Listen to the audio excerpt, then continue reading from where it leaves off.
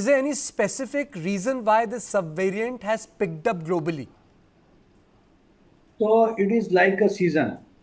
And if you look at influenza-like syndrome or influenza-like illnesses, there's an influenza which has influenza A and B, and each of them have two different subtypes.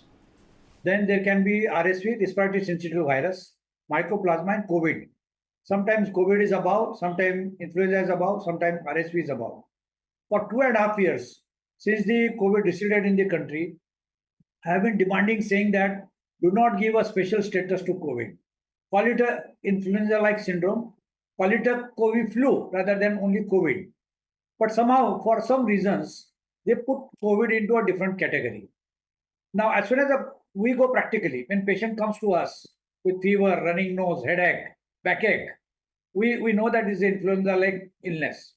Unless and until we do the COVID test, we'll not know whether this is COVID or not. And we treat everybody like an influenza. Now, just because COVID test positive, you start giving a different status and put him in COVID ward. This is nonsense. We should stop this. We should stop reserving beds for COVID. We should stop having a special status for COVID. It is like influenza. Within 3 to 4 days, it settles down. As Dr. Subramaniam said, that we need to look at trajectory. What happens after the patient comes? Whether the patient requires oxygen, whether the patient requires ICU bed, whether the patient requires ventilator, whether the patients are dying. If you look at all this trajectory, this is very, very mild infection.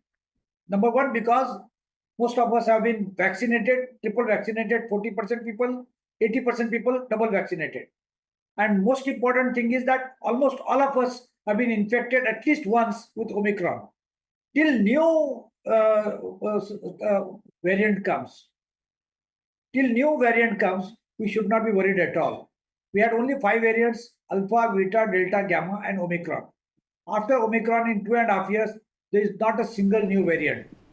Whatever is happening, LE.7 or BA.2.86 or NB, they are all subvariants of Omicron. So I think there is no cause of concern. It is cause of concern only for scientists or laboratory people. They should keep on vigil, keep on doing genome sequencing to find out whether new variant or subvariant is coming. That's it. Okay. Dr. Subramaniam, what is the difference between a variant and a subvariant? How do you put it across to a common person? And it is for this reason, as Dr. Ishwar Jalada said, we should not be worried. See, I think that is splitting hairs, because there are scientific cutoffs for when you call it a variant and when you call it a subvariant. The question is how much variance there is with the pre-existing clone and how far it's drifted. And I think, we are just splitting hairs and saying, oh my God, it's so different. Oh my God, it's so different. The question is not whether it's a variant or a subvariant. The question is it immunologically different enough to trigger a separate wave by itself? That's the only clinically relevant question. So it may not be so much more different, but it can still trigger a wave.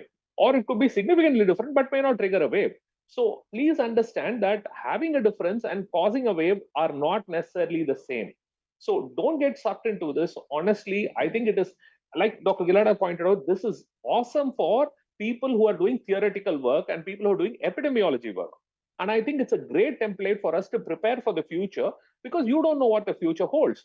This is a great learning for us in handling pandemics and preparing for that and, getting our resources together. But getting too invested in this is probably not in our best interest and causes unnecessary panic, anxiety, and leads people to start reading fringe stuff. Dr. Swaminathan, don't you remember that the response of the World Health Organization was very slow?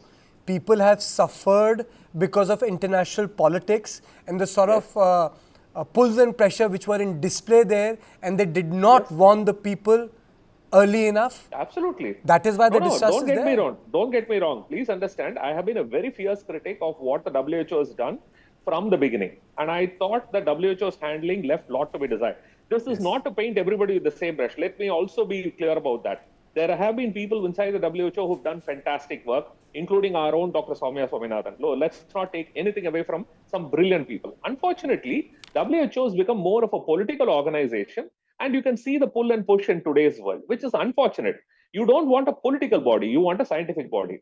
There are other groups which have done yeoman service. If you look at Ebola outbreak in Africa, it was MSF which was able to bring it to its knees, not WHO. WHO is too busy giving advice and editorials and not having enough ground personnel to tackle the problem.